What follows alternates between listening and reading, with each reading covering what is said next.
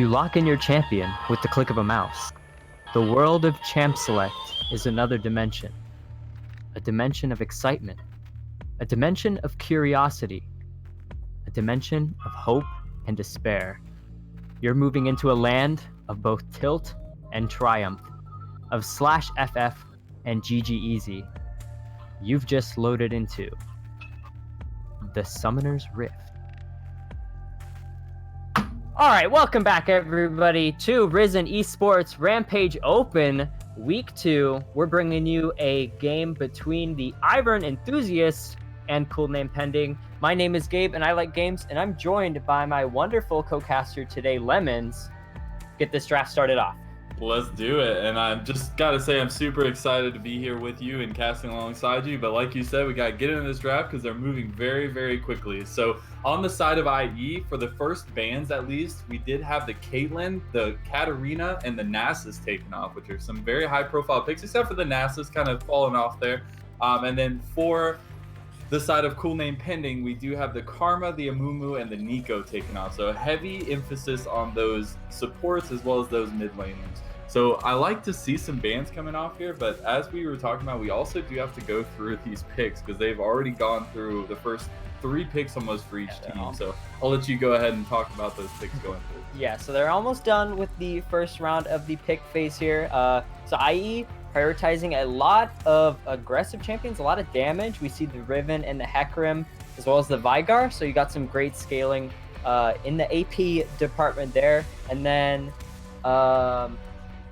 Cool Name Pending is picking up the Jarvan and the Brand. So we're seeing those jungle matchups early. It could be a Brand support, so we're not 100% certain if that's going mid yet, but we do have that very heavy AoE magic damage threat from the Brand, and of course the Jhin picked up for the ADC role as well. Yeah, and I like to see the Brand picked up here. It has been seeing a little bit of a rise in prominence here in these last couple of weeks, especially as that support, being able to burn down the lane, if you will, and having that Jhin backing him up, if they do end up going with the support on that Brand, is going to be a really nice tag team down there. I do like to focus a little bit more on what you were saying about IE's pick here, because I do like their composition so far. I'm a huge Hecarim fan, so I love Hecarim in any composition, but then when you have the late game assurance of the Vigar, it pretty much just gives you that protection of that you will have the late game, and then throwing a Riven in there always makes it a little bit spicier. So I like to see the compositions coming out from both teams so far. Yep, and we are going to see another top lane fighter champion banned here. The Irelia is going to get taken off the table as well. We see a Galio and then a blank ban from Cool Name Pending. I'm not sure what they're planning on going with that one there, but regardless, we're going to see another mage banned in the Ahri there. So I believe IE is sort of expecting that Brand to slot into the support role, or else I don't know why they would have used the Ahri ban. But we're going to see Cool Name Pending pick up the Poppy here, which is going to be a great counter pick into the top lane against the Riven, because you have that steadfast presence able to stop Riven's multiple dashes. Exactly, and it's going to be a nice synergy there as well, and just having that tank on your side is always nice, especially Jarvan can go tank, but he isn't necessarily the tankiest, and you do see a higher win rate in more of the bruiser style builds with a little bit more damage. So to have the Poppy there to back everybody else up is a good thing. But then on the side of IE, we did see the Xayah and the Nautilus lock-in, which is going to be a huge power combo in that bottom lane. Yep, lots of power in both of the bottom lanes here. Of course, Brand Jhin seems to be a very deadly combo as well. And the last pick for Cool Name Pending is going to be the Akali. Definitely a very prized champion. Did receive some pretty big nerfs this patch. So going to be interesting to see how their mid laner, I believe that's Elite J6, pilots that champion in spite of that. Well, exactly, and even though she did get nerfed, I mean, she still has the possibility to pop off in any game, especially if you give her a couple kills. So it's going to be up to how these lanes play out, especially in the early game, because you have a lot of snowbally champs in this game right now. But I want to put more of an emphasis on this bot lane, because Honestly, I really like the brand Jhin into the Nautilus Zaya. Yeah, you do have to be careful about the all-in engages, especially with the Nautilus. But when you have that damage coming in with the brand, especially against the Nautilus, who's a little bit less mobile when he can't use his hooks, and then you have Jhin backing you up with the roots and the straight damage coming off, it can work out pretty well. I mean, you always have to be careful, like I said, of the all-in, especially with Zaya. But when you have that combo of the longer range kind of poke AP style, you can actually come out on top. So we'll have to see how that bot lane kind of plays out. Yeah, it's going to be lots and lots of pick potential from the Ivern enthusiasts here. Of course, that Vigar cage is just a really incredible sort of team fighting ability there, able to zone off a large area, trap some people inside. And then, of course, you also have the Nautilus ultimate as well. So definitely positioning is going to be very key for both teams. Cool name pending, especially though, they want to be able to maneuver these team fights a little bit better here. Yeah, exactly. And I think the team fights are going to be one of the, I mean, obviously in League of Legends, team fights are a big mainstay of how the later game plays out. But for both of these teams, I think that these team fights are going to be extremely crucial. And the execution in these team fights is going to be the biggest part for me, especially with the different styles of champions you're bringing to the table. And with the kind of skill cap you need for some of these champions, especially like the Akali and the Riven, and even the Zaya and the Hecarim. So I'm really super stoked to see what these two are bringing, especially after their week one losses, both losing 0-2 to their respective enemy teams. And I want to see what they've been working on this week. I want to see what they bring to Summoner's Rift for us and see if they really can adapt to this league here. Yeah, and of course, with the open league, all of these players were kind of just sorted together, Harry Potter sorting hat kind of style, thrown into a composition. So definitely, especially in that first week, synergy is a big part of any game of League of Legends, and that's what separates the good teams from the great teams, is building up that team synergy. And I'm really excited to see throughout the course of the Open League is just how these teams that were kind of thrown together sort of come together throughout the tournament and sort of improve their macro play, improve their synergy, and start working as a team here. So we're going to see which one of them is able to do that better today.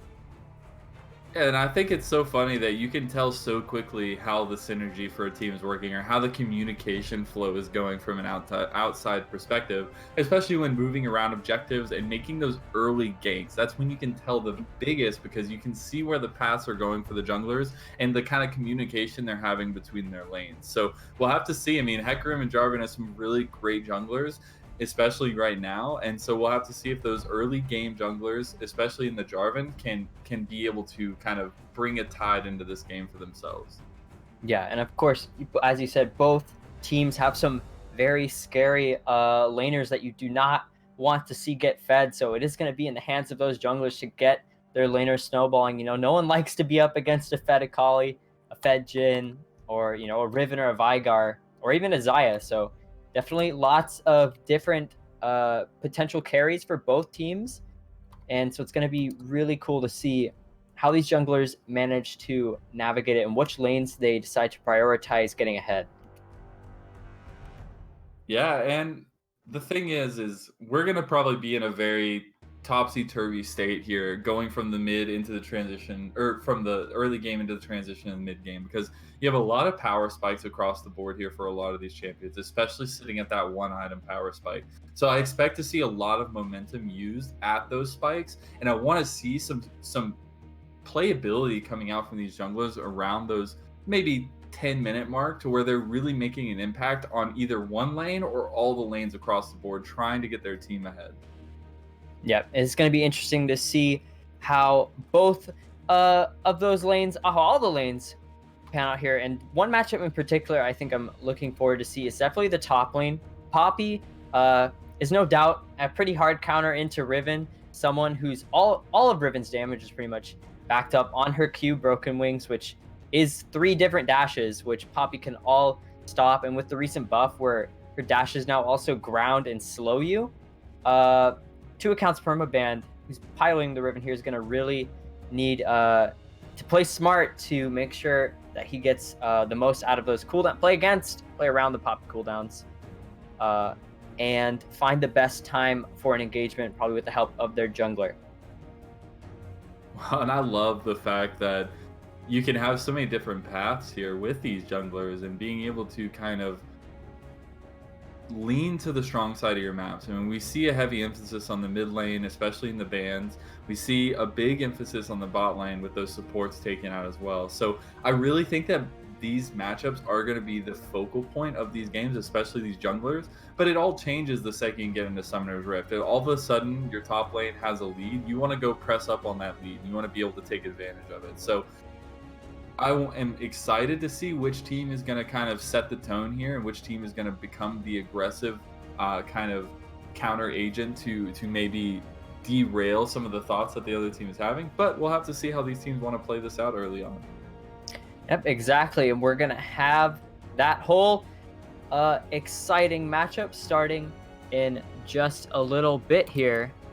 As you know, Ivern Enthusiast taking on Cool Name Pending. Yeah, it's going to be a lot of different exciting matchups for all the lanes, and going to be interesting to see, since this is a best of 3 series, how both teams adapt over the course of, especially in the draft department, how each team decides to adapt, depending on how the matchups go this game, how the whole game goes in general, depending on what picks they want to end up prioritizing or not. Yeah, and with that, I believe we are going to send it to a break here just to make sure we get through spectator delay all nice and hunky-dory there. So do not touch that browser. We'll be right back with week 2 of the Rampage Open.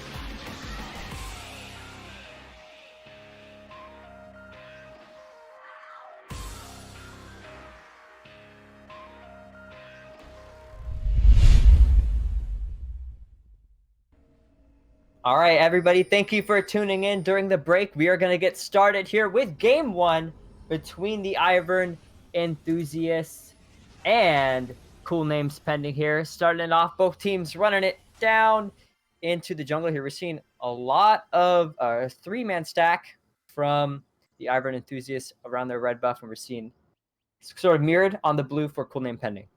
Yeah, exactly. And I am excited to see this brand kind of join the group. I want to see if they're actually going to do anything because I do feel like they have the damage early on, but it does look like AP Buggy is going to spot them out. They're not really going to make any moves towards the other side of the jungle.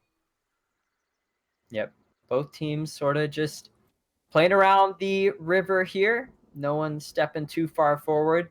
Of course, the Nautilus has may have the hook. I'm not sure if he leveled it quite yet. They wanted to go for any sort of level 1 cheese, but it looks like that's not going to be the play right now. D Tanner's pathing towards the red buff, so they're going to get that leash started in just a moment. And I think honestly, this is a good start for both teams. I mean, coming off those losses last week, it does make you want to do better this week. And starting off in more of a defensive frame, I think is better because you're not making those early game mistakes and you're not giving up those early game kills. So here we are going to see a normal start, both red side for the junglers, and we'll have to see where their paths kind of lead them to. Yeah, both teams starting off here. Of course, Jarvan especially is a very strong early game jungle champion. He also Meton took Electrocute, so definitely going to be looking for some early game damage especially. So we'll see which what he decides to go for here. Going for from blue to wolves, so probably looking for a little bit more of a prolonged clear. Not going to look for that level 2 cheese gank quite yet.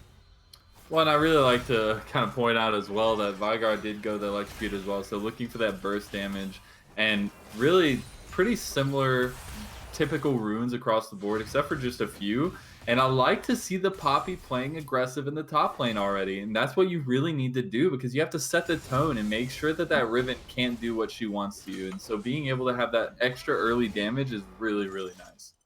Yeah, of course, and that is going to be a pretty unfun matchup for Riven, especially this early on in the game. Poppy has that little bonus range auto attack. We are seeing two perma still going in undeterred by the steadfast presence, but definitely on the losing end of that trade.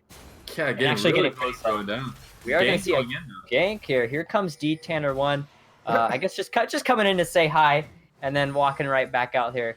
He's just giving out horsey rides. Oh, here comes El Maton, though. He's going to catch him out. He's got a level advantage on D Tanner. He's very low, forced to flash out, but he's going to flash in for the follow-up kill. But meanwhile, on the bot lane, we got a little bit more action. Top lane continuing to fight as well, but Jellyflash actually plays himself there on the turret. See, Humphrey goes in for a kill, and this looks like this is going to be, turns out, in favor of Cool Name Pending all across the map. Pretty chaotic start to the game here. I don't even know what's going on anymore. No, it is a very chaotic start to this game. We are only 3 minutes and 37 seconds into the game, and we already have 5 kills across the board. So a lot of stuff going on. That top lane was very, very scary for both sides. It ends up that Jollyfloss does stay under the tower just a little too long. The flash coming out from 2 accounts permaban was perfect to get him out of that situation. But then in the bot lane, 2 kills go over to the Jhin. Yeah, 2 kills on the Jhin's definitely going to be pretty feels bad if you are Ivern enthusiast. He's already coming back to lane, you see, with the BF sword, which is going to be a lot of damage he's going to be packing now, in addition to having that brand support who's going to back him up with, you know, even more damage. I think Stone Free and AP Buggy really got to be playing a little bit more cautious down in the bot lane now. They really do, especially you don't want to give more of a lead over to a Jhin and a Brand. But again, 2 accounts permaban just playing on the string of his life up here, sitting below 200 health for almost this entire time. I want to see if he can maybe... Oh, he's going Jollyfloss, just catches him on the turret there and takes him down. So second time is the charm for Jollyfloss. He tried that the first time the flash came out. This time, Riven does not have the flash, and he does go down. Jollyfloss picking up the kill in the top lane. Yeah, and I think what went wrong there, 2 accounts permaban decided to teleport to the minions, which allowed Jellyfloss to really just get a free stun on the wall here. But we're seeing a little bit of action in the mid lane. Elite is caught in the cage. He's going to have to flash over. but they're not going to be able to find any kills quite yet. A little bit of a standoff, but looks like the engagement's going to start dying down here. And it's an Inferno Drake for our first dragon of the game, which is going to be a high priority for both of these teams. We already see a ton of vision around the Baron pit, or the Dragon pit, sorry. Here for both teams, really. We do have the control ward up there, but we'll have to see if it affects anything. AP Buggy trying for the Hex Flash over the wall, but nothing comes of it there. So back to farming a little bit in this bot lane. Yep, and of course, you point out the Infernal Drake is going to be very key here for both teams. Both, Ooh. I'm going to hold that point here. We're seeing AP Bug going in with the hook onto Gumfree, but I think he's still going to be able to turn this trade around here. He's going to take down Stonefree. He's on a killing spree, and AP Buggy is on the run. Probably going to be able to just walk it out here, but that's another kill going into the pockets of this Jhin. And, as I was talking about, that's some pressure in the lane. They might be able to transition this into the Infernal Drake here because El Matone is around. Well, and the biggest point in this whole thing is Jhin is getting more fed. He's already sitting on a BF sword, which is a huge power spike for him in this early laning phase, but he's also sitting on 1,300 gold in his pocket, which is getting super close to finishing that IE, and it does look like they're going to transition into this Infernal Drake, I believe, with the bot lane and the jungle included. Yep, going to be a very key pickup, especially deny get away from Lyle on the Vygar, but it looks like Jellyflash is going to get another solo kill in the top lane. D-Tanner's going to watch his friend die, and he's going to decide to not go for that gank. He's down 2 levels, doesn't have the confidence to go for that play quite yet. And it's really sad when you see a Riven getting... It's a typical losing matchup for a Riven, but you want to try and play that defensively, especially with the amount of mobility that you have. And to see Jellyflash being able to kind of do whatever he wants, this is getting really rough. Elite's getting killed in the solo lane here. A very nice knock aside from D-Tanner to hit him into the Sun Cage to find that kill. But Jellyflash with the flash out still going to get taken down by the turret. D-Tanner is low in the rest of Cool Name Pending's bot lane has arrived, but D-Tanner's going to be able to get out of it alive. And that was so close for Jellyflash. Just the extra tower shot again for the second time this game. And he's getting so close to getting out with these monstrous plays, just not enough there. He does go down, and you give a little bit more gold to the Ivern enthusiast, which is going to get them into this. And we do have a catch out here in the mid lane. Dumfries in a little bit of a tight spot here under the turret. Going to get stunned up by third account permaban. Going to find the shutdown, but trading his life for it. I'd say that's definitely a hashtag worth, though, considering how much gold that Jhin was worth. I was going to say, you just got a ton of gold there on the Riven. So even though she is losing that top lane, she's going to be able to do something about it now. Being able to probably get... Yeah, she's getting really close to finishing first item as well. So we'll have to see how that works out for her, as we do see the crest of first item pickups coming up for everybody in the game pretty much. We are getting very close to that point. So that is exactly when I was saying at the very beginning during the draft that I think that this power is going to make everybody turn more aggressive, and we are going to start seeing even more kills than we already have come through, as we are sitting at 13 kills to Lyra. Speaking of aggression here, Elite is going in pretty deep, gets Lyle very low, but does not have the ultimate to go in for the follow-up kill there. Jellyflash taking, still slapping around second account permaban despite the large amount of gold he just got in his pockets a minute ago. Still, the counter pick doesn't really care that much. You got the steadfast presence. You're stopping Riven from having any fun in that matchup. Yeah, exactly. And looking a little bit, I mean, we do have El Matone finishing his first item there. The jungle item is complete. And funnily enough, Grump did choose to go for his swiftness boots first before finishing the IE. Now, in my playbook, that's a feels bad. I feel like you definitely want the damage early on, but hey, maybe you just want that quickness. You want to be able to show those fancy feet. So we'll have to see how that speed and that momentum will help him in these fights. Yeah. Not sure what. Oh, that's a sad hook there, right into the edge of the wall here, and Gumfree gonna take a lot of damage off of AP Buggy's health bar as a punishment there. Yeah, but as I was saying, not too sure about the swiftness boots. Maybe trying to dodge those Nautilus hooks a little bit better here. Jellyflash going in. Yeah, that's just pretty insane. Goes straight through the Riven shield.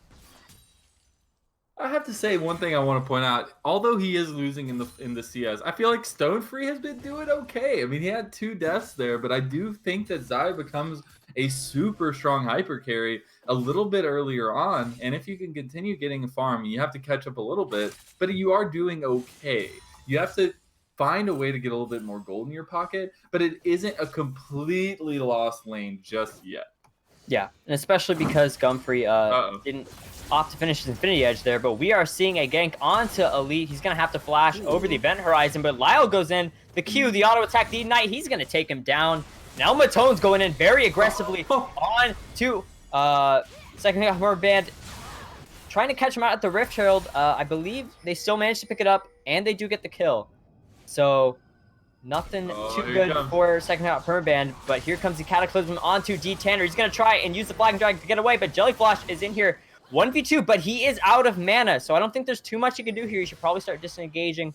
We are going to see him do just that. I love that he just pulled off a 1v2 by just playing confident and running up to the enemy. They had no idea that he was not going to be able to take them. I definitely think they would have been able to pick up that kill on the Poppy if they would have turned around. But because of the confidence, because of the aggressive stance that Jollyfloss took, they back away and he gets to go back up there, return to base, and return to his lane. Yeah, Jollyflash coming up pretty nicely in game one here, sitting 3-2-2. On that tank champion, already has a ton of armor. Look at that. He's already got his Sunfire Cape completed and some Ninja Tabby to boot. Stonefree is getting chunked out a lot here in the bottom lane. He's got to be playing very carefully here if he doesn't want to get taken down, especially by that curtain call that Jin has in his pocket here if he wants to go for that snipe. Well, Ambleton is really just looking to use this Rift Herald. He's trying to pick up a kill with it, but he also just wants to try and get this tower and get the gold off of it with this play before the 14-minute mark. And I do think, I mean, if he were able to use it now, it would be a perfect time, but they do not know that they went back. So here it comes down. It's going to be a little bit late, but we might get the first tower here. Yeah, that's going to be at least 3 plates here. Here comes the Herald for the charge, but we see 4 members from Ivern Enthusiast starting to rotate down to this bottom lane. They're not going to be in time to stop the turret, but we might see fight. Doesn't look like it. We're seeing Lyle start to go back up to his lane, trying not to miss too much farm. But I think CNP might be able to just take the Ocean Drake here. I have to say, it's a little bit of missed opportunity there for Ivern Enthusiast. I think they could have collapsed on the bot lane, but here in the mid lane. Ooh, Elite misses the ultimate, but he is still undeterred. Gets the first attack, but it's the damage is just not enough. Oh, he did have his Ignite up still. We could have picked up that kill, but that's definitely, it feels bad. You think the perfect execution will do enough, but Lyle lives with just a smidge of HP, and he's able to turn it around with his own ultimate there. Yeah, and what a play there from Lyle, just taking on Elite and able to kill him under the tower. That was super scary for the Vigar, but he does get out with a sliver of health there. And we still look in this top lane. Oh my gosh, Jellyflash is getting his 3rd solo kill of the game here. He's sitting on 4 kills total. It might have even been his 4th there. And he getting 2 accounts permaban, keeps getting caught under his own tower. And that is terribly sad because you think you're safe. You think you've got protection there, and yet the Poppy uses your own tower to stun you, and you go down that quickly. And that, you've got to figure something out for this top lane, and this Poppy is going to run away with it. Oh, a very nice double knockup from El Matone onto 2 pretty tanky members, but they might be able to get a kill here. They're going to find the stun on to the Hecarim, but he's going to use the ult to get over the wall. El Matone's going to be taken down here, but Jellyflash is still sitting very healthy in this fight. He's going to take down AK Buggy. 2 counts for a band, is running for his life. Here comes the curtain call. 1 shot's going to connect. The flash! Slam into the wall. 2 accounts per band. It's getting really low. D Tanner's trying as well to help him out, but this might just even give you more kills. The steadfast presence is going to take him down, but the turret is not on Jellyflash's side here. The Jin flashes in to pick up that return kill onto Hecarim, but 2 accounts promo band. He's sweating, but he's getting out alive. I cannot believe they didn't just pick up that ribbon kill, but they're going to keep going here, forcing the ulti out of Stonefree, and they might be able to just take this tower in the top lane. Ooh, 2 counts per band going in pretty aggressive, forcing the flash out of Clutch Macaroni there. Oh, G. Humphrey's dead. Gets taken out. That top lane turret is mean to the members of Cool Name Pending. It really is, but he does get executed, so the gold does not go over to IE. And this top lane, I have to say, they have to be happy on the side of IE that this top lane finally fell, because they don't have to deal with the chaos that lane has caused so far on the deaths under towers and everything. Yep. I mean, it's crazy. Yeah, 2 accounts from a ban. The best thing about losing your top turret is you can't get stunned by it anymore. So he doesn't have to worry about that. Jellyflosh, though, is just, you know, making the big D plays here, going in on to, you know, even the tankiest members here, but Lyle is going to pick up a return kill off of the back of the death of his support. Jellyflosh is undeterred, though. He is playing like an absolute Chad here, just walking up into multiple members. And here comes Elite, though, using the first part of the perfect execution, gets some good damage here. He might even be able to get a few executes. They're pretty low. They're staying in a line. He's taking lots of turret damage, though. He's going to have to back off with just a little bit of HP. Holy cow, that's Kali using the fancy feed there, getting out with less than 50 health. Oh, Jellyflosh is going in under the turret. He does not care. He's going to get 1 kill, but he's going to get taken down. I like the aggression from this Poppy, but the turret is his #1 enemy, and he's going to get taken down by 3 members there, but does find the kill onto the Riven. I just don't think that there's anything that can stop him besides the turrets. He is just flaunting his power right now and pretty much dropping the mic on everybody, trying to take these huge, crazy fights that he's actually coming out with a kind of even score there. He was able to pick up a kill in that fight and was able to keep pressure in that top lane while the rest of his team spread out across the map. And sitting at these power spikes here, we do have the IE finished here for a while for the Jhin, but he's coming up on his Zeal item, and it's going to be another huge power spike there. But looking at Akali, still hasn't finished the first item yet. Is able to go back now and buy it, but it might be too late. Yeah, I think he's just going to get solo killed here. All he's going to need is his ultimate, and he's going to find that kill onto the Akali. Definitely, yeah, should have gone back. Definitely the power, all of Ivern Enthusiast's power right now is definitely in the hands of that Veigar. So keeping him alive and using, you know, his infinite scaling. If they can keep this game going as long as they can, he's only going to get more powerful. We are seeing a fight. 2 accounts per ban, though. He's going and he doesn't care. They're on to G Humphrey. He's really low, but 2 accounts per ban is going to die just before he can. Here comes Jellyflosh coming in to help his team. D Tanner's using the ultimate. He's going to get these stunned onto the Jhin. He's going to get taken down as well, but Stonefree gets a nice return kill onto El Matone, but Jellyflosh doesn't care. This Poppy is just so tanky and does so much damage, but I think he's going to go down here. Clutch Macaroni in a bad spot as well. D Tanner is going to find it, and that's going to be a 3 for 4 in favor of Ivern Enthusiast. And earlier, like you were saying, this infinite scaling of the Veigar, that's the beautiful thing about playing this champion is, yeah, you're ahead, but it gets better. Every minute that the game goes by, it gets better for you. And Lyle is playing this champion off the wall right now with D Tanner going in on Elite. Not really sure what Elite J6 is doing in this position here, but it looks like he's probably going to get the kill. Oh, just crucially misses the second part of the perfect execution there. A nice flash from D Tanner. And Lyle was just waiting for that shroud to go away. He knew Elite's fate was sealed there. Just needs 1 click of the R key to find that kill onto the Akali.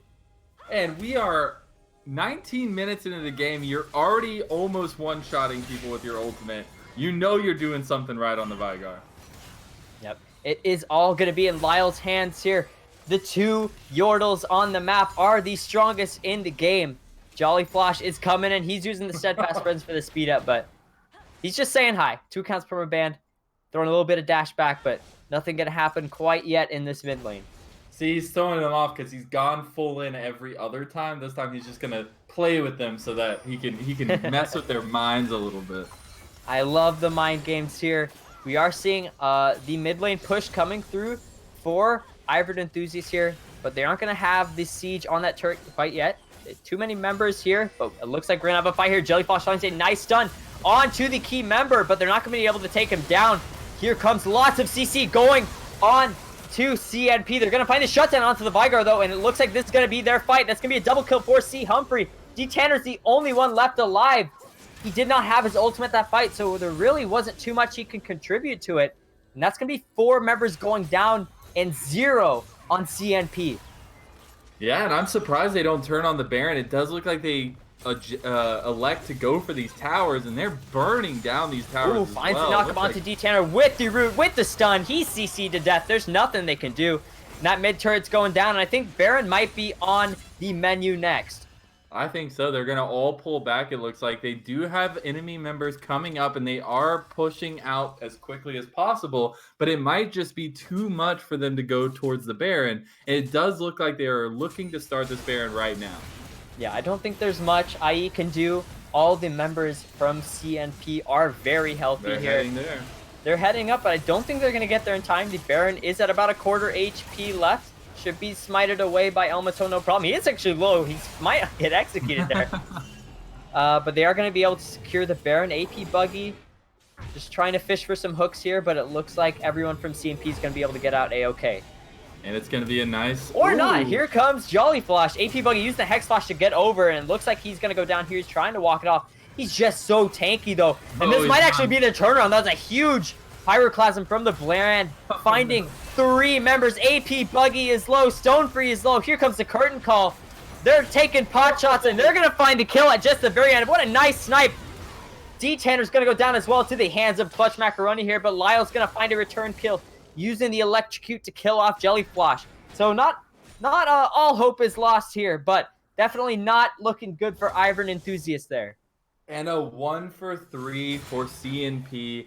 And the strength of the gen is really showing through right now. And Grump just really playing masterfully at this point in this game, even though he has given up some positioning in those fights. In those last couple fights, he really shone through. And it's Lyle who, if you can take him out of the IE roster, it's really nobody left on the team that can do anything at this point. So you've got to, as IE, protect Vigar as much as possible. You have the tools to do it. You just have to execute properly.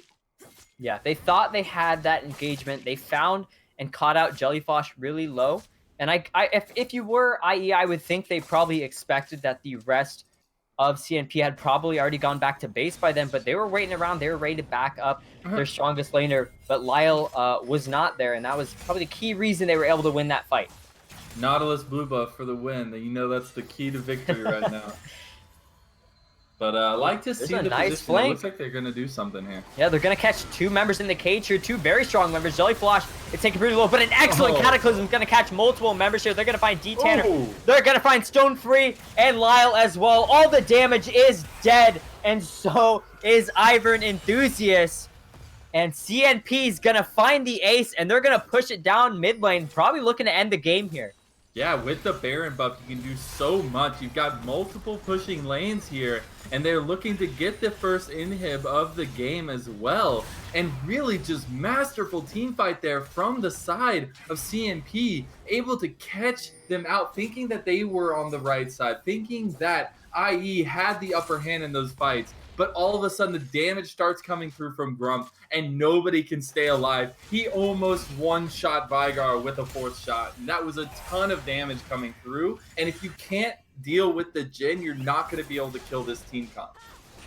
Yeah, and I was thinking it might have gone in favor for Ivern and Threes. At the start of that team fight, we saw AP Buggy on the flank, and it looks like D-Tanner was going for it as well. And, of course, Lyle caught 2 members in the event horizon, but it was the front line. It was Jellyflash and Elmato, not your damage dealers in G Humphrey and Clutch Macaroni, which are really going to be pumping out most of CNP's DPS. And since Gumphrey was left alive, he's able to find those kills and win that team fight.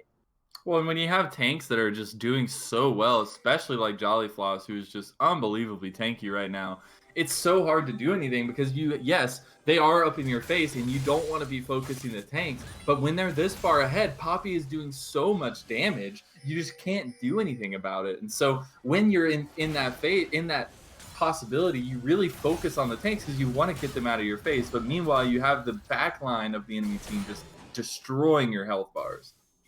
Yeah, and we are seeing a lot of magic resistance picked up on CNP as well. Jellyflash picked up the Adaptive Helm, which is a very good item into Vigar, who's going to be trying to harass with those Qs, but he's going in for the engage, finds an excellent flash stun. They're going to take him down, and all of Ivern Enthusiast is just getting destroyed here. as they're going to find the last member. Stonefree's going to go down. It's going to be a clean ace. And Cool Name Pending is going to win game 1 off of a triple kill from Elite. Wow, that's all I have to say about that fight.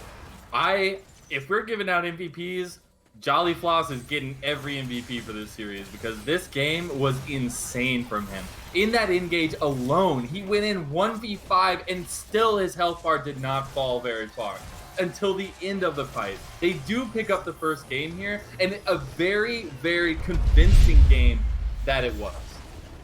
Yeah, just a great, great showing. Jolly Floss, by far and away, I think the MVP of that game. He died 5 times, not too many. And I honestly thought there would have been a little bit more deaths with considering just how much of a Chad he was playing as. He was up so far. He was just playing so far forward that entire fight and just completely commanding the Ivern enthusiasts, telling them like, no, you have to fight us. You don't get to choose when to engage. We're always going for it. And so much aggression out of CNP. I really love their showing here in game 1. And it was just a great way to start off this series as well. It's just not holding back the punches and just giving it everything you've got. We saw from the beginning, I mean, we had 8 kills within 5 minutes. It was crazy. There was chaos across the board, but CNP were able to harness that chaos and use it to their advantage and really just play across the map in a macro sense that worked really well for them, especially around the objective control. When they pushed down that mid lane and were able to pull back onto the Baron, obviously it's a traditional play in League of Legends, but they were able to execute it so quickly while the side of IE were trying to debate if they should go to the Baron or not. And by the time they decided that they should go to the Baron pit, it was already gone. So there's plays like that and that communication that we highlighted earlier on that I love to see these teams come out with. And I'd like to see that they were all able to do it together. It wasn't all about one person. It was about the team coming together at the end. Yep. Definitely a great showing from CNP. We're going to be able to see here if Ivern enthusiasts will be able to strike back in game 2 after a short break here. We will be right back.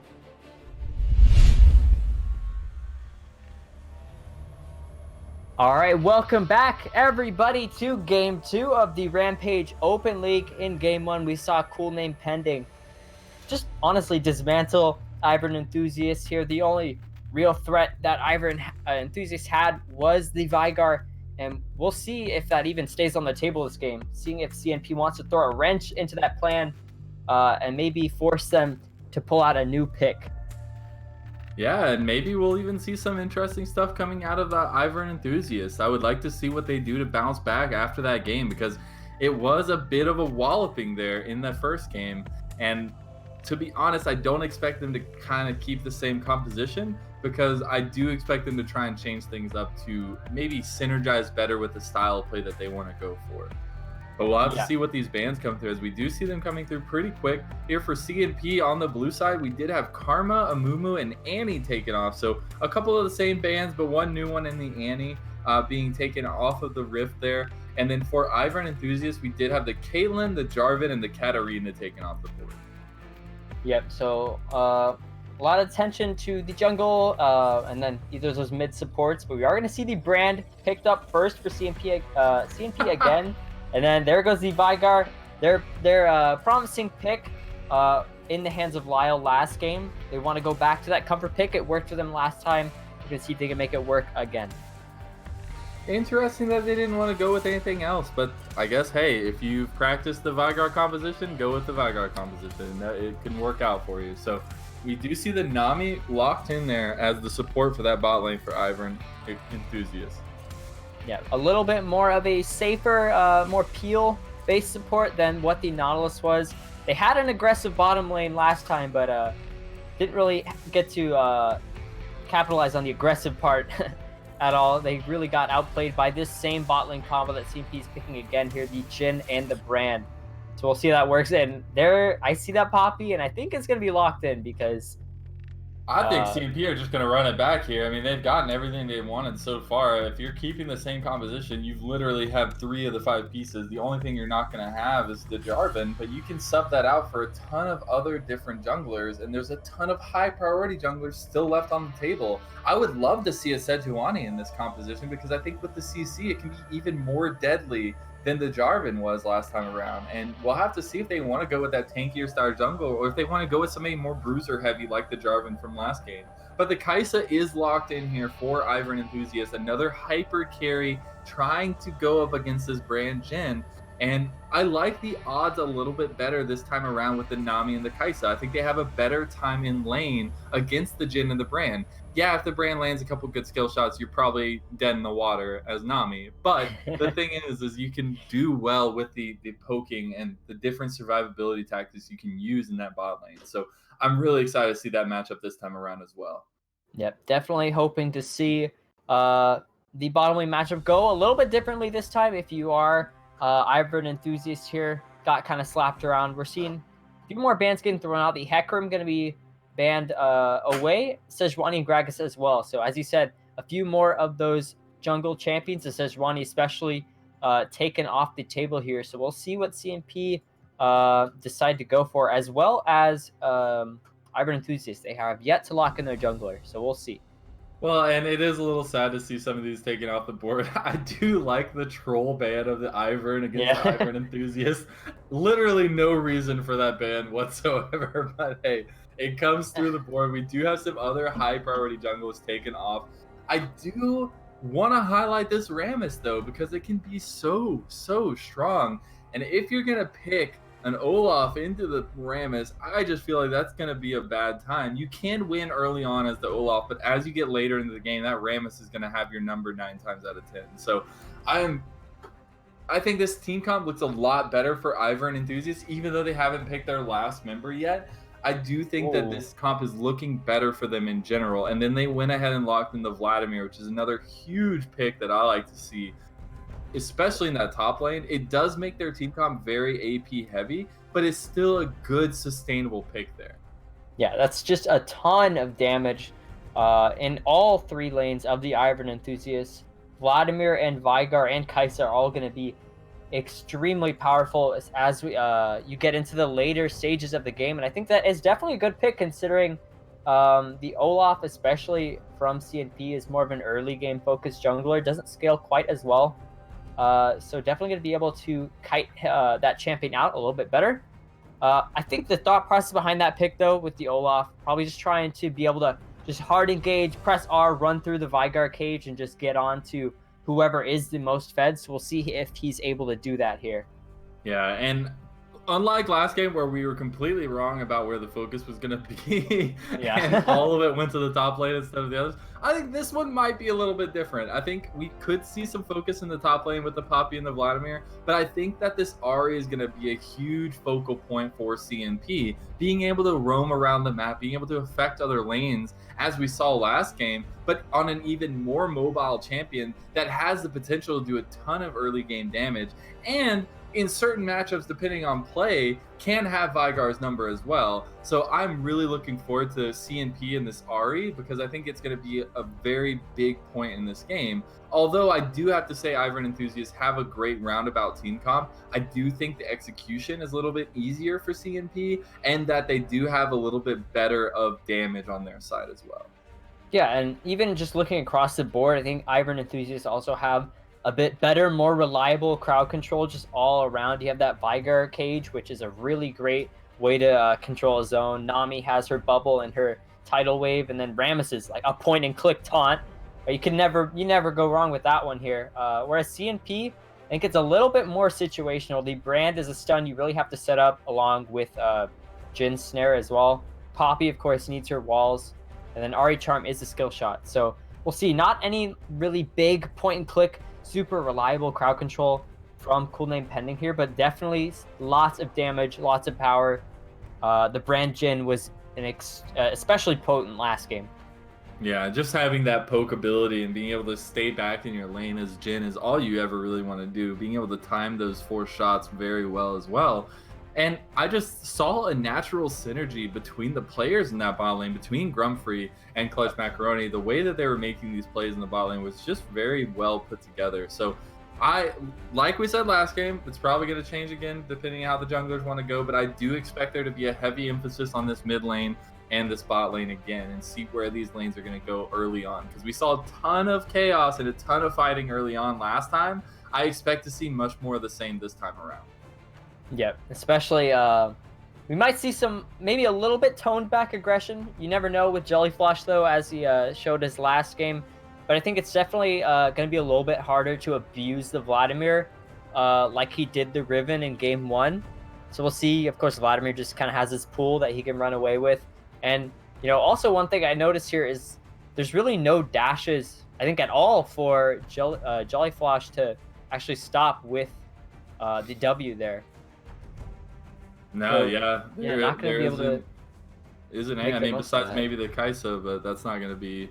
Just not that. be very effective, especially because the range on the Kai'Sas is a lot bigger, so you don't really have to go too close to that. But man, I am just super excited about this game, especially in this game 2 of the series. What these teams are bringing to the table and the change in the team comp from the side of Ivern enthusiasts, where they did keep the same mid lane, which worked for them, by the way, Yeah. and changed everything else. So we never know. This could be the rise of Ivern enthusiasts, and we could see them just smash game 2 and bring us to a wonderful game 3. But we'll have to see as these teams really look very interesting, especially for this early game, because there's a ton, just like last game, there's a ton of snowball capabilities on both sides, especially with the Kai'Sa and the Jhin and the Ahri. So I want to see where these junglers want to head to and see which lane is really going to get the most love this time around. Yep, a clean slate for the Ivern enthusiasts here. Moving into game 2. The Vigar, if it ain't broke, don't fix it. Keeping that mid lane pick for Lyle there. And we'll see just how effective it's going to be. I think the ganks, especially from D Tanner, are probably going to be a little bit more consistent this time. Rammus is pretty simple. Just roll on in, hit the taunt. And if you have enough follow-up damage, it's pretty much a guaranteed kill. So we shall see how everything decides to work out for these teams here in just a few minutes.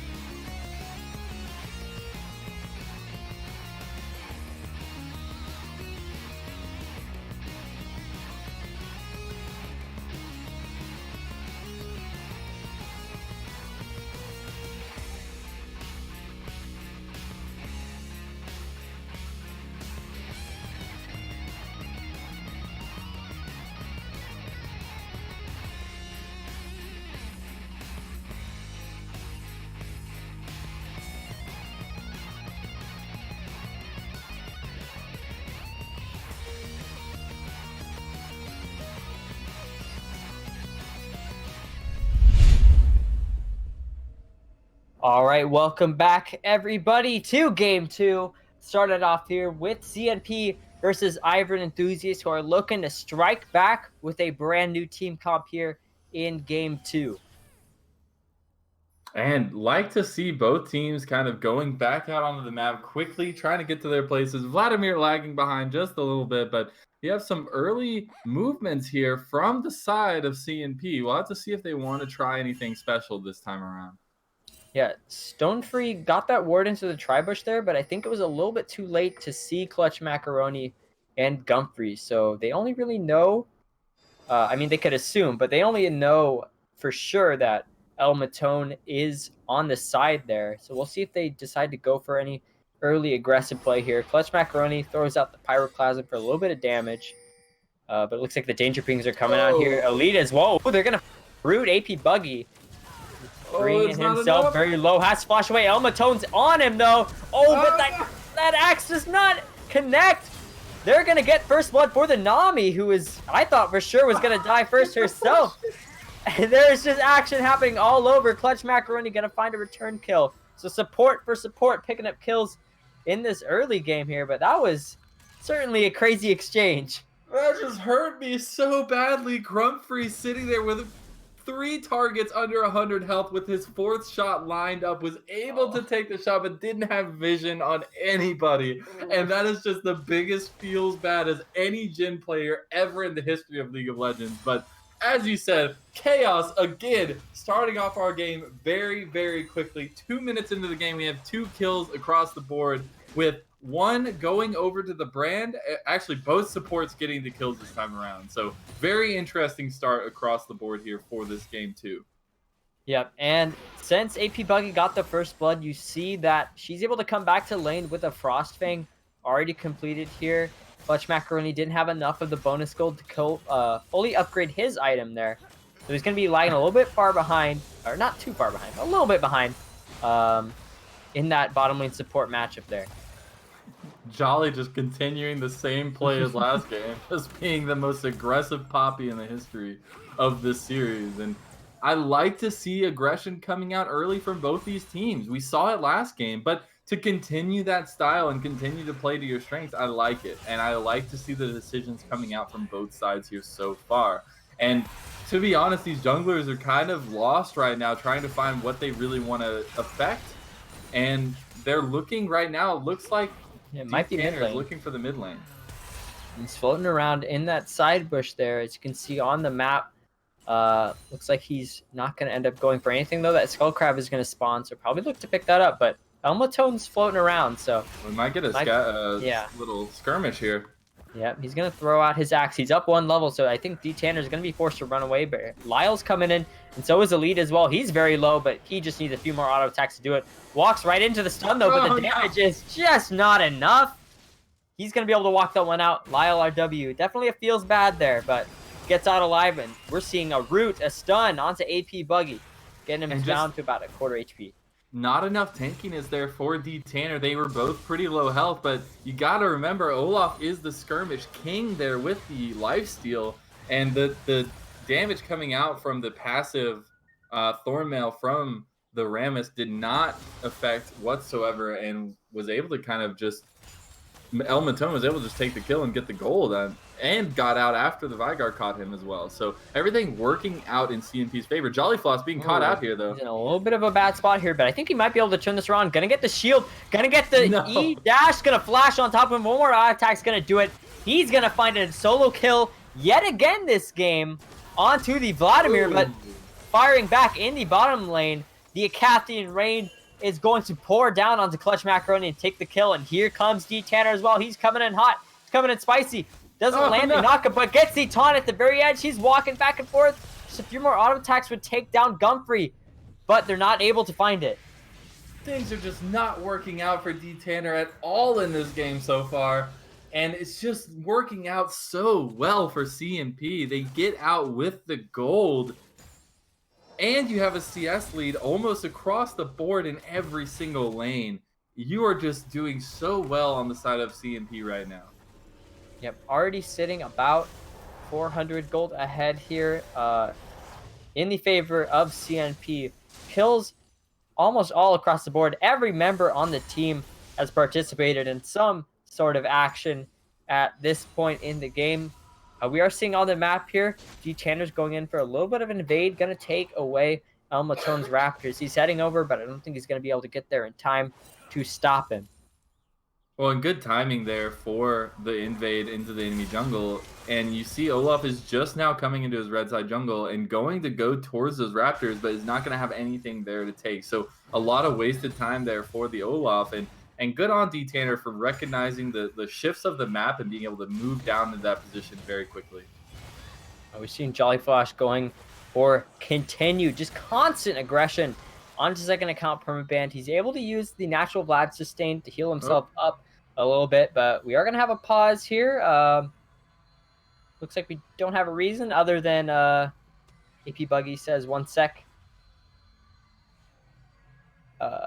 Yeah, so hopefully we have this resolved in just a little bit. But one thing we pointed out during the break there, something especially important to CNP's team comp, since we mentioned they don't have too much crowd control, the Ari is rocking Glacial Augment. Yep, and you gotta love to see that. I like the new glacial augment changes that have been becoming a big factor in play across League of Legends now. And when you go the full kind of glacial augment build with the slows and the ghosts and everything like that, you can do a lot for your team in the later game and a lot of utility there. So I want to see how far Elite can get in this build. But meanwhile, Jolly Floss just still putting up the damage in the top lane. Oh, Elmatone's going to sneak away the dragon. They're going to find a stun, a snare onto AP Buggy, taking him down to about half HP. But that was a very nice sneaky pickup there, grabbing that early Cloud Drake.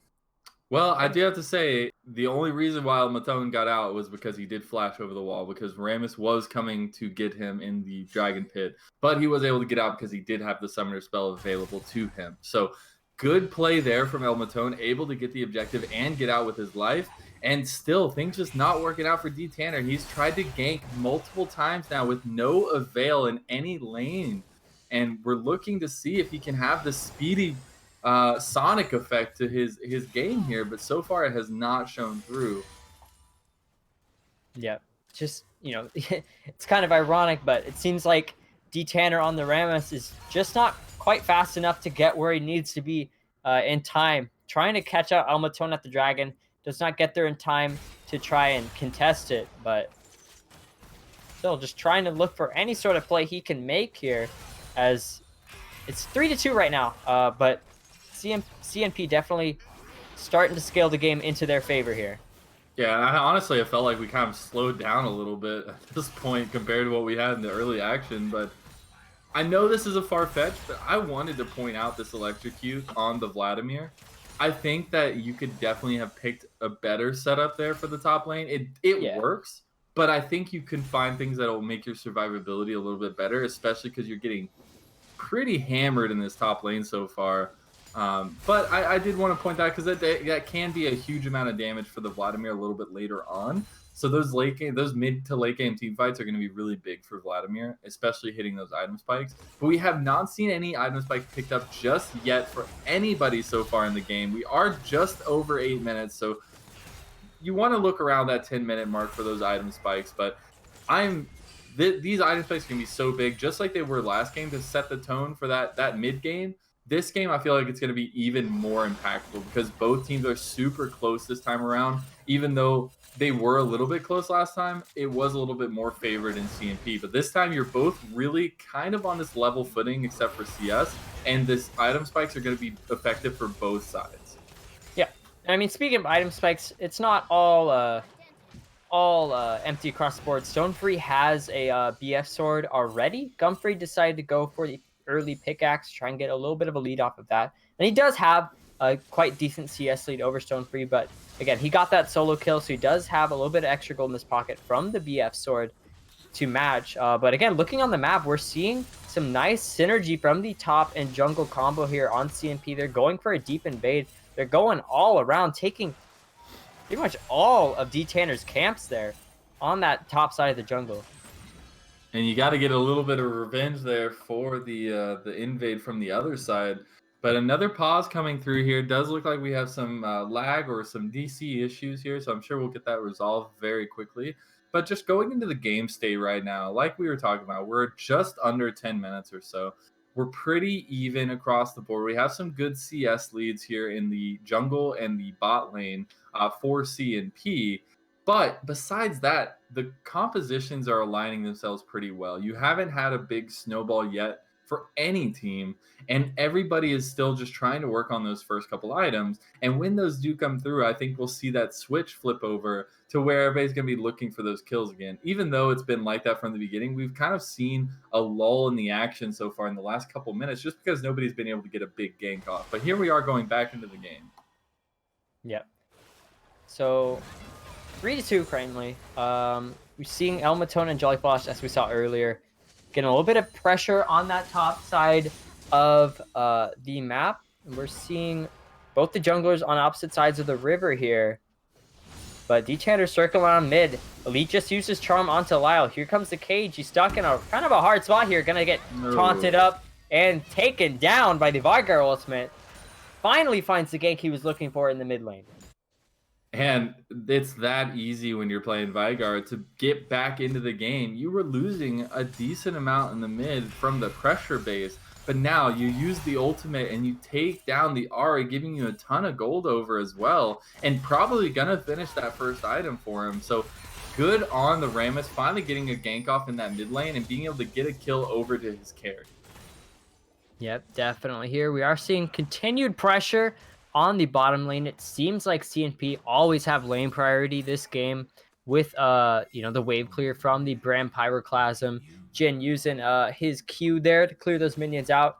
But again, as you stated, the action's kind of been slowing down here, but right as I say that, Jolly Frost goes in for an engagement, and we are going to see a few spells whiffed here, but the ultimate's going to take a lot of health out of the Ivern Enthusiast bottom lane. We're seeing Elmatone continue to push forward here. A very nice charm from Elite. Gonna find a kill on second account. Permaban, he's continuing. He's using all of his dashes to try and take down D10, but the flash forward from Jolly Frost, using his ranged auto attack to take down the Rammus. And the Iron Ambassador comes through. Love to see it. Tons of damage going there, and just the overextension coming out. Ulti coming through from AP Buggy. They're looking to go in. A title hit, but they're gonna just miss everything. Gumfrey and Clutch Macaroni looking for a turnaround, but they're gonna whiff all their spells as well. And unfortunately, they weren't able to get anything back on the side of IE there in the bot lane, but ton going right for CNP towards that top lane, and this Poppy Olaf synergy just being too strong to handle right now. Yep. Oh, we are seeing an aggressive TP. Second account Permaban is coming out of the bot lane. That's going to be the killer instinct from Stonefree to go forward a little bit, but not able to find anything. But here comes the return from Jolly Flash. He finds the stun onto AP Buggy. He's low. Just one more Q could shoot, but a flash away from JP Buggy. Gumfrey goes in for the flash of his own. Permaban's going to get his kill onto Clutch Macaroni. Gumfrey and Jolly Flash are trying to do the best they can, but that's a huge amount of damage from the Vladimir. Gumfrey goes down, but so does Gumfrey. Jolly Flash is undeterred. Gonna get the shield. Let's see if he can turn this one around. Finds the stun onto the wall. The Vladimir needs a little bit more healing to turn this one around. Goes into the pool. He's got his empowered Q up. Let's see if he can turn this one around. The second empowered auto attack is gonna come through. They're both very low. Jolly Flash just needs his E. Another Q from the Vlad. Gonna heal himself up. Here comes Lyle. Stepping under the turret. But it looks like the action's going to stop here. Only for a moment, though. Elite is roaming down. Sees Lyle on the ward. And even more members are coming into this bottom lane. D Tanner starting up the Infernal Drake there as well. Alright. We have the Infernal Drake start up.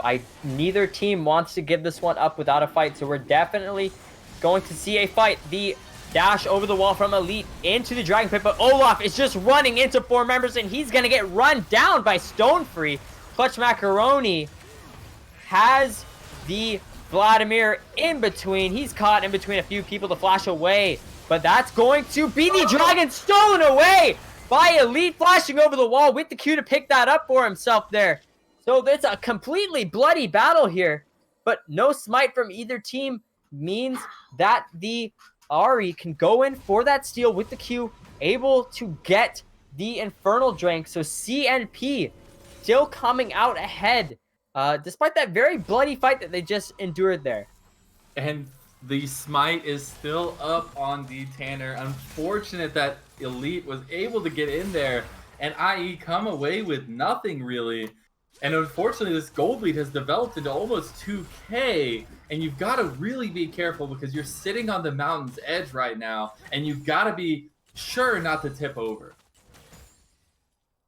Yep, definitely a very intense spot if you are the Ivern enthusiast. Not all hope is lost. Just like last game, Lyle is looking like a bright spot for the team here, sitting 2-0-1 on the Vigar. But we are going to see the Rift Charge used from Elmatone. Plates are down, so not going to be able to find any bonus gold, but they could get that first turret bonus here. They're going to knock up the Rift Herald, but he's going in for the charge. Shelly is here. They're going to get a lot of damage, and the snare. That Nami is dead. Fish out of the water. There goes down Lyle as well. And the first turret is going to be soon to follow in favor of CNP. And the towers are falling, your teammates are falling. Things are just not looking good for IE right now, but they have the chance Stonefree's in a bad spot. D Tanner is going to go down as well. Ooh, this is just looking very bad for Ivern enthusiasts. With those 2 kills picked up, they're going to be able to get 2 turrets, and they might even get one last charge on the inhibitor turret here in the bottom lane. Just running it straight down on the bottom side of the map. And Elite's pushing through mid as well. Probably going to pick up that turret there as well for themselves. They might even get this inhibitor turret. Let's see. The tidal wave going to be used. Elmatone taken down by the Ignite. Going to get the shutdown for AP Buggy. Finds the stun cage. That's going to be a tail onto Gumphrey as well. So a nice answer back from Lyle and his support. Let's see if they can pick up Clutch Macaroni. He's pretty low. He's going to throw out. Just needs the ultimate to finish him off. The Primordial Burst. Going to do just that onto Clutch Macaroni. Burst him down, but Jolly Flash is continuing. There's action all across the map here. The only lane that has not been taken down from its turret, but Jolly Flash is out of mana. I think second account Termaband just needs one more Q to turn this one around here. So be careful, not kicked off. But there's the Q. Gonna push the wave out here, get some damage on the turret. And Ivern enthusiasts getting a nice hold for themselves here, keeping themselves in the game.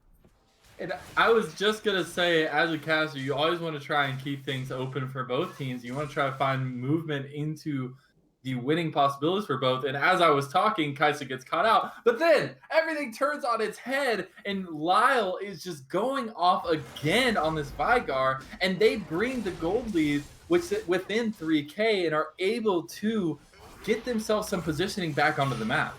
Yeah, and they got a few key shutdowns there as well. They were able to pick off, I believe, the Jin and the Brand there. One of those kills went into AP Buggy's pockets, but it's not ideal. But we're just going to see D Tanner. He's caught in his own Vigar cage, but it doesn't matter. He's going to be killed here. Elmatone is just too tanky to be bursted out by Lyle. And they're going to find that kill onto the jungler here, continuing to push forward on the mid and top side of the map.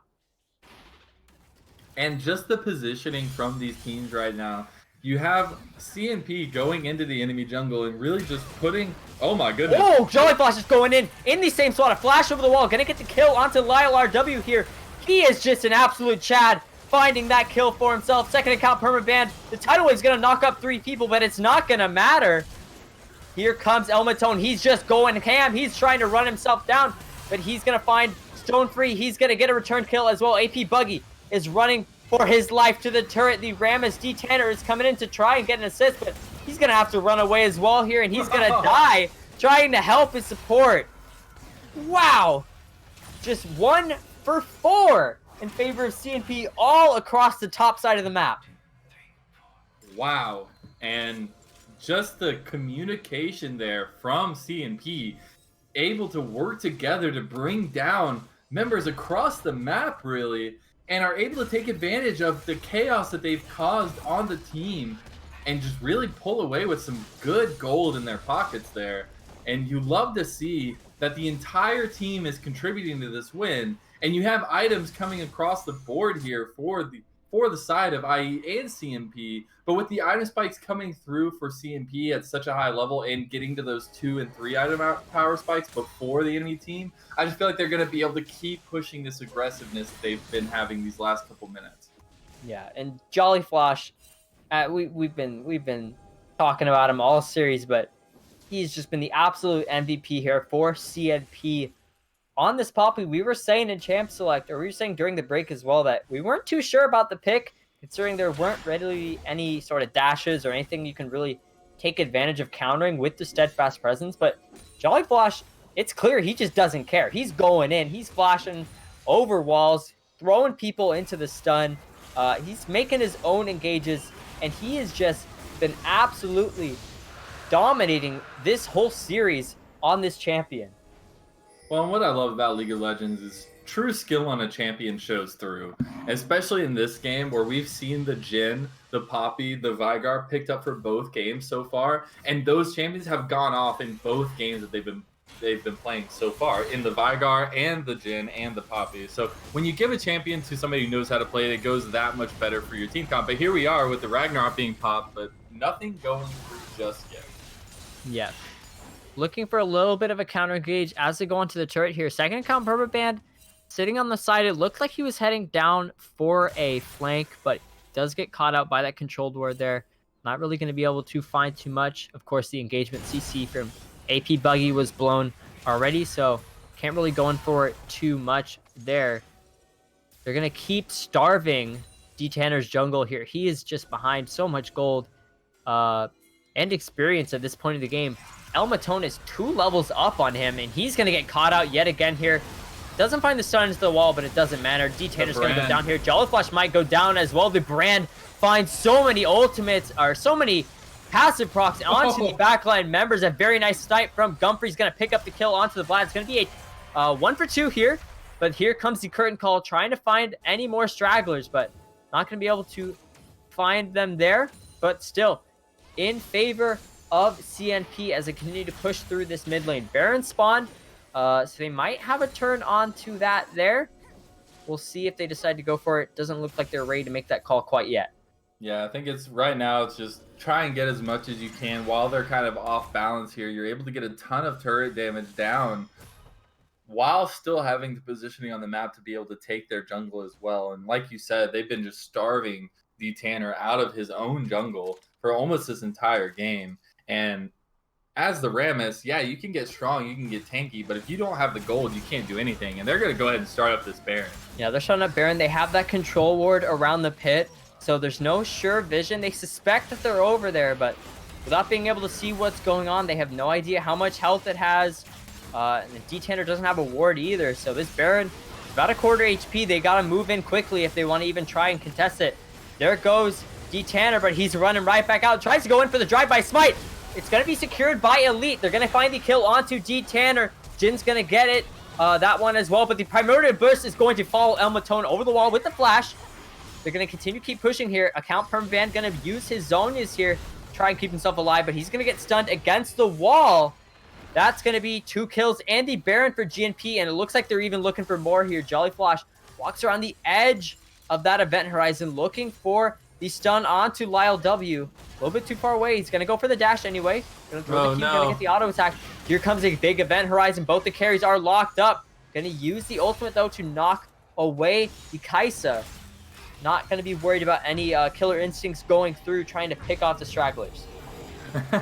And one thing I just want to point out is that Ari has taken 2 of these big-time objectives for his team, and that's just showing off as a mid laner there, being able to out-damage the smiters of both teams, really. And I like to see Elite just kind of showing off there, really doing well on this Ari pick, and did well last game as well. So I like to see them kind of showing off here and able to express themselves a little bit. Because they are so much further ahead of IE, they are able to do these little extra things. But I do look to IE to really use Lyle in these fights because it's shown that he is your carry. He is the one that's going to carry you over that mountaintop. And if you can continue to protect him in fights, he will be able to do this for you. but you've got to be careful of the positioning in these team fights. Yeah, it's all about picks, I think, for IE right now. And we are seeing second account Permaben trying to do just that. Going in with the flash forward on the clutch macaroni, but he's going to get kited out here. Elmatone is there as well. Let's see if he can turn around. Has a little bit of healing, but just needs one more auto attack to finish him off.